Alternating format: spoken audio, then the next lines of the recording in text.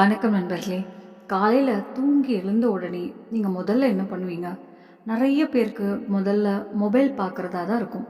ஆனால் எப்பவும் உடம்புல சோர்வு, பலவீனம், களைப்பு, உடல் வலி மாதிரி பிரச்சனைகள் இருக்குதா? 50 வயது 60 வயது ஆன பிறகும் உடம்பு சுறுசுறுப்பாக இளமையாக வேலை செய்யணும் என்று நினைக்கிறீங்களா? அப்படின்னா இன்றைய வீடியோ உங்களுக்காக தான். இன்னைக்கு காலையில் வெறும் வயிற்றில் செய்ய வேண்டிய 5 முக்கியமான விஷயங்களை பற்றி தான் பார்க்க போகிறோம். இதை தினமும் வெறும் 20லேருந்து ஒரு 25 நிமிஷம் மட்டும் பண்ணினாலே உங்கள் ஃபிட்னஸ் பல மடங்கு மேம்படலாம். இதுக்கு ஜிம் போகணும்னு அவசியம் இல்லை, காசு செலவு பண்ணணும்னு அவசியம் இல்லை, எந்த மருந்தும் தேவையில்லை. சரியான நேரத்தில் சரியான பழக்கத்தை பின்பற்றினாலே போதும். அதனால் இந்த வீடியோவை கடைசி வரை பாருங்கள். ஏன்னா கடைசியில் சொல்ல போகிற விஷயம் ரொம்ப பயனுள்ளதாக இருக்கும். சரி, முதல்ல என்ன பண்ணணும்னு பார்க்கலாம். நம்பர் 1, காலையில் எழுந்த உடனே ஒரு முதல் 2 டம்ளர் வெதுவெதுப்பான தண்ணீர் குடிக்கணும். இரவு முழுக்க நம்ம உடம்பு தண்ணீர் எதுவும் இல்லாமல் இருக்கும்.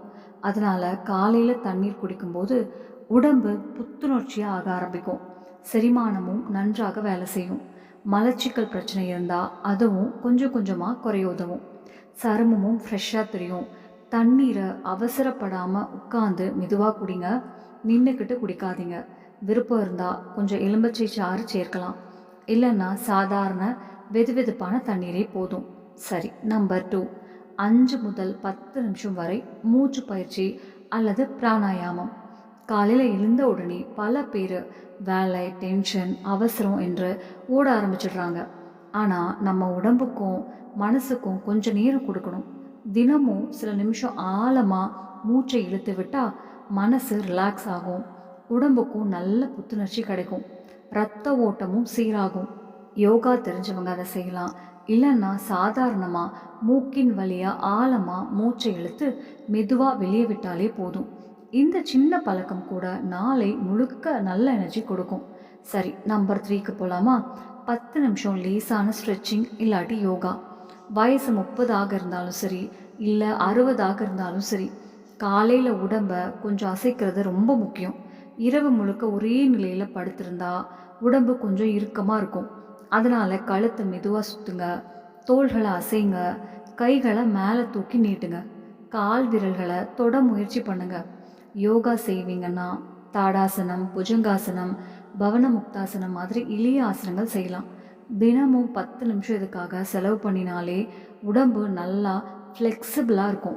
மூட்டு இறுக்கமும் குறையும். சரி, நம்பர் 4 பார்க்கலாமா? 5 முதல் 15 நிமிஷம் காலை நடைப்பயிற்சி. இதை ரொம்ப சாதாரணமாக நினைக்காதீங்க.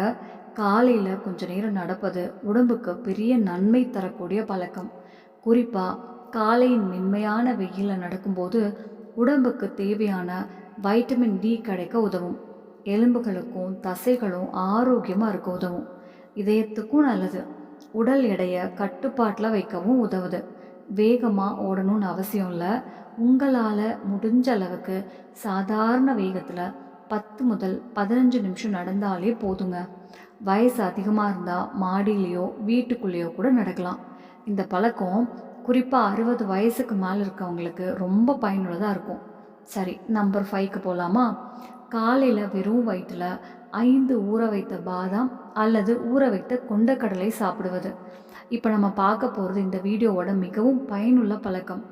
இரவு தூங்க போகிறதுக்கு முன்னாடி 5 பாதாம் இல்லாட்டி ஒரு கைப்பிடி கருப்பு கொண்டக்கடலையை தண்ணீரில் ஊற வச்சு விடுங்க. காலையில் வெறும் வயிற்றில் அதை சாப்பிடலாம். இதில் உடம்புக்கு தேவையான புரதச்சத்து கிடைக்கும். பலவீனம் குறைய உதவும். உடலுக்கு நல்ல சக்தி கிடைக்கும். தசைகள் வலுவாக இருக்கவும் உதவுது. முடி மற்றும் சரும ஆரோக்கியத்திற்கும் உதவியாக இருக்குது. ஆனால் ஒரு விஷயம் ஞாபகம் வச்சுக்கோங்க, சர்க்கரை நோய் இருந்தால் அளவாக சாப்பிடுங்க. அதிகமாக வாயு பிரச்சனை இருக்கவங்க மருத்துவர்கிட்ட ஆலோசனை கேட்ட பிறகு எடுத்துக்கொள்வது நல்லது. இந்த சின்ன உணவு பழக்கம் கூட உங்கள் ஃபிட்னஸில் பெரிய மாற்றத்தை கொண்டு வர முடியும். இப்போது இன்னொரு முக்கியமான விஷயம், காலையில் வெறும் வயிற்றில் செய்யக்கூடாத சில தவறுகளை பற்றியும் பார்க்கலாம். தூங்கி எழுந்த உடனே மொபைல் பார்க்கறது, வெறும் வயிற்றில் அதிகமாக டீ இல்லாட்டி காஃபி குடிப்பது, வார்ம் அப் செய்யாமையே கடினமான உடற்பயிற்சி செய்வது, அதிக நேரம் தூங்குறது, காலை உணவை தவிர்க்கிறது போன்ற பழக்கங்கள் உங்கள் முழு நாள் ரொட்டீனையும் பாதிக்கலாம். அதனால் இந்த தவறுகளை முடிந்தவரை தவிர்க்க முயற்சி பண்ணுங்கள். சரி, இப்போது உங்களுக்கு ஒரு சின்ன சேலஞ்ச். அடுத்த 30 நாட்களுக்கு இந்த 5 விஷயங்களையும் தொடர்ந்து பண்ணி பாருங்க. நம்பர் 1 என்ன சொன்னேன்? வெதுவெதுப்பான தண்ணீர்.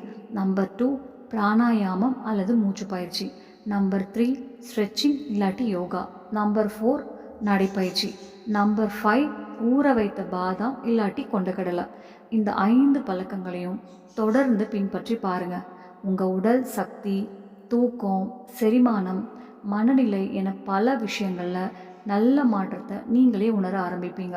நண்பர்களே, ஃபிட்னஸ் என்பது மருந்துகளால் வருவது கிடையாது, நல்ல பழக்கங்களால் தான் வரும். காலையில் இருக்கும் முதல் 1 மணி நேரம் தான் உங்கள் நாள் முழுவதையும் தீர்மானிக்கிறது. அதனால் அந்த நேரத்தை சரியாக பயன்படுத்துங்க. இந்த 5 பழக்கங்களையும் தொடர்ந்து பின்பற்றினா 50 வயசில் கூட 30 வயசு மாதிரி சுறுசுறுப்பாக இருக்க முடியும். இந்த வீடியோ உங்களுக்கு பயனுள்ளதாக இருந்திருந்தா ஒரு லைக் பண்ணுங்கள். உங்கள் குடும்பத்தினருக்கும் நண்பர்களுக்கும் கண்டிப்பாக ஷேர் பண்ணுங்கள்.